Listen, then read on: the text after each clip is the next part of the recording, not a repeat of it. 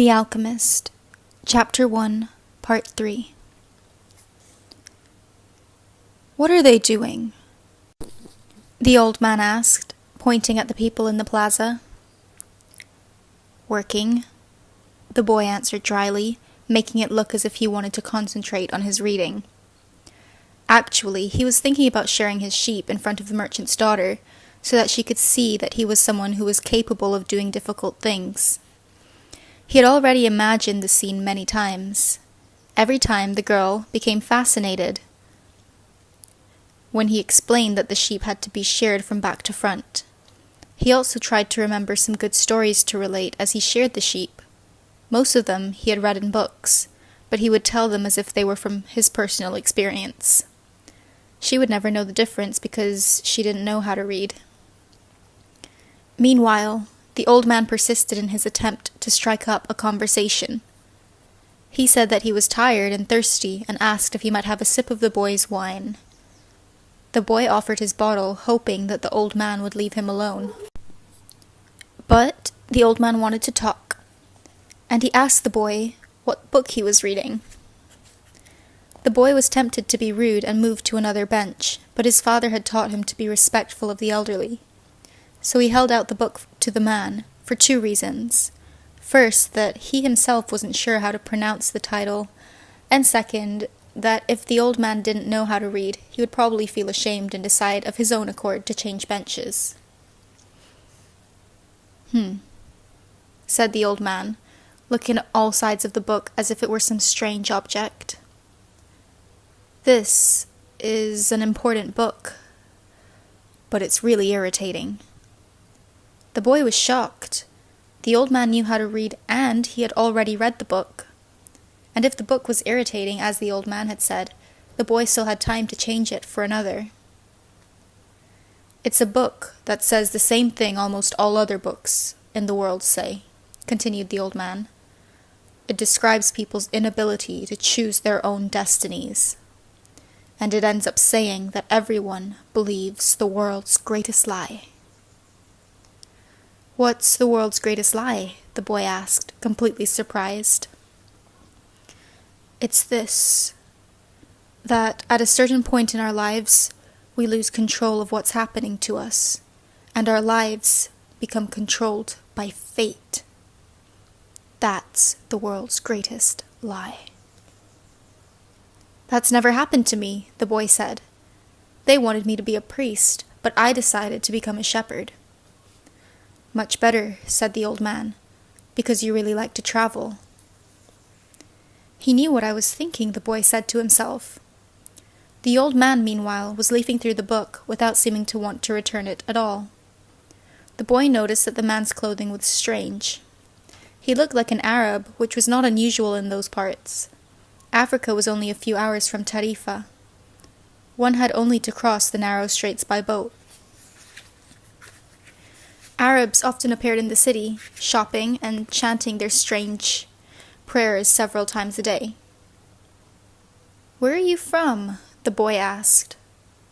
"From many places."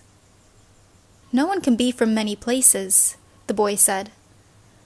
"I'm a shepherd, and I have been to many places, but I come from only one place, from a city, near an ancient castle. That's where I was born."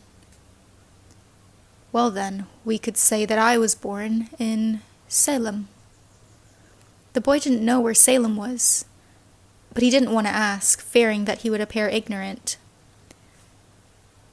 He looked at the people in the plaza for a while. They were coming and going, and all of them seemed to be very busy. "So, what is Salem like?" he asked, trying to get some sort of clue. "It's like it's always been." No clue yet, but he knew that Salem wasn't in Andalusia. If it were, he would have already heard of it. "And what do you do in Salem?" he insisted. "What do I do in Salem?" The old man laughed. "Well, I'm the king of Salem."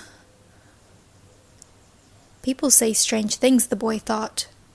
Sometimes it's better to be with the sheep, who don't say anything, and better still to be alone with one's books. They tell their incredible stories at the time when you want to hear them, but when you're talking to people, they say some things that are so strange that you don't know how to continue the conversation. "My name is Melchizedek," said the old man. "How many sheep do you have?" "Enough," said the boy. He could see that the old man wanted to know more about his life. "Well, then, we've got a problem. I can't help you if you feel you've got enough sheep." The boy was getting irritated. He wasn't asking for help. It was the old man who had asked for a drink of his wine, and had started the conversation. "Give me my book," the boy said. "I have to go and gather my sheep and get going." "Give me 1/10 of your sheep," said the old man, "and I'll tell you how to find the hidden treasure." The boy remembered his dream, and suddenly everything was clear to him. The old woman hadn't charged him anything, but the old man, maybe he was her husband, was going to find a way to get much more money in exchange for information about something that didn't even exist. The old man was probably a gypsy too. But before the boy could say anything, the old man leaned over, picked up a stick, and began to write in the sand of the plaza. Something bright reflected from his chest with such intensity that the boy was momentarily blinded. With a movement that was too quick for someone his age, the man covered what it was with his cape. When his vision returned to normal, the boy was able to read what the old man had written in the sand. There, in the sand of the plaza of that small city, the boy read the names of his father and his mother, and the name of the seminary he had attended. He read the name of the merchant's daughter, which he hadn't even known, and he read things he had never told anyone. "I am the king of Salem," the old man had said. "Why would a king be talking with a shepherd?" the boy asked, awed and embarrassed. "For several reasons, but let's say the most important is that you have succeeded in discovering your destiny." The boy didn't know what a person's destiny was. It's what you have always wanted to accomplish. Everyone, when they are young, knows what their destiny is. At that point in their lives, everything is clear and everything is possible. They're not afraid to dream and to yearn for everything they would like to see happen to them in their lives. But as time passes, a mysterious force begins to convince them that it will be impossible for them to realize their destiny. None of what the old man was saying made much sense to the boy, but he wanted to know what the mysterious force was. The merchant's daughter would be impressed when he told her about that. It's a force that appears to be negative, but actually shows you how to realize your destiny. It prepares your spirit and your will, because there is one great truth on this planet. Whoever you are, or whatever it is that you do, when you really want something, it's because that desire originated in the soul of the universe. It's your mission on Earth. Even when all you want to do is travel, or marry the daughter of a textile merchant. Yes, or even search for treasure. The soul of the world is nourished by people's happiness, and also by unhappiness, envy, and jealousy. To realize one's destiny is a person's only real obligation. All things are one. And when you want something, all the universe conspires in helping you to achieve it. They were both silent for a time, observing the plaza and the townspeople. It was the old man who spoke first. "Why do you tend a flock of sheep?" "Because I like to travel." The old man pointed to a baker standing in his shop window at one corner of the plaza. When he was a child, that man wanted to travel too, but he decided first to buy his bakery and put some money aside. When he's an old man, he's going to spend a month in Africa. He never realized that people are capable at any time in their lives of doing what they dream of. "He should have decided to be a shepherd," the boy said. "Well, he thought about that," the old man said. but bakers are more important people than shepherds.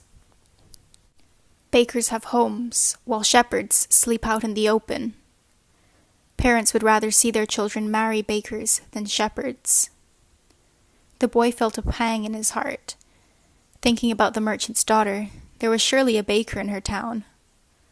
The old man continued, "In the long run, what people think about shepherds and bakers becomes more important for them than their own destinies." The old man leafed through the book and fell to reading a page he came to. The boy waited and then interrupted the old man just as he himself had been interrupted. "Why are you telling me all this?" "Because you are trying to realize your destiny, and you're at a point where you're about to give it all up." "And that's when you always appear on the scene?" "Not always in this way, but I always appear in one form or another. Sometimes I appear in the form of a solution or a good idea. At other times, at a crucial moment, I make it easier for things to happen. There are other things I do too, but most of the time people don't realize I've done them." The old man related that the week before he had been forced to appear before a miner and had taken the form of a stone. The miner had abandoned everything to go mining for emeralds. For 5 years he had been working at a certain river and had examined hundreds of thousands of stones looking for an emerald. The miner was about to give it all up, right at the point when, if he were to examine just one more stone, just one more, he would find his emerald. Since the miner had sacrificed everything to his destiny, the old man decided to become involved. He transformed himself into a stone that rolled up to the miner's foot. The miner, with all anger and frustration of his 5 fruitless years, picked up the stone and threw it aside. But he had thrown it with such force that it broke the stone it fell upon, and there, embedded in the broken stone, was the most beautiful emerald in the world. "People learn early in their lives what is their reason for being," said the old man with a certain bitterness. "Maybe that's why they give up on it so early too, but that's the way it is." The boy reminded the old man that he had said something about hidden treasure. "Treasure is uncovered by the force of flowing water, and it is buried by the same currents," said the old man. "If you want to learn about your own treasure, you will have to give me 1/10 of your flock." "What about 1/10 of my treasure?" The old man looked disappointed. "If you start out by promising what you don't even have yet, you'll lose your desire to work towards getting it." The boy told him that he had already promised to give 1/10 of his treasure to the gypsy. "Gypsies are experts at getting people to do that," sighed the old man. "In any case, it's good that you've learned that everything in life has its price. This is what the warriors of the light try to teach." The old man returned the book to the boy. "Tomorrow, at this same time, bring me 1/10 of your flock, and I will tell you how to find the hidden treasure. Good afternoon." And he vanished around the corner of the plaza.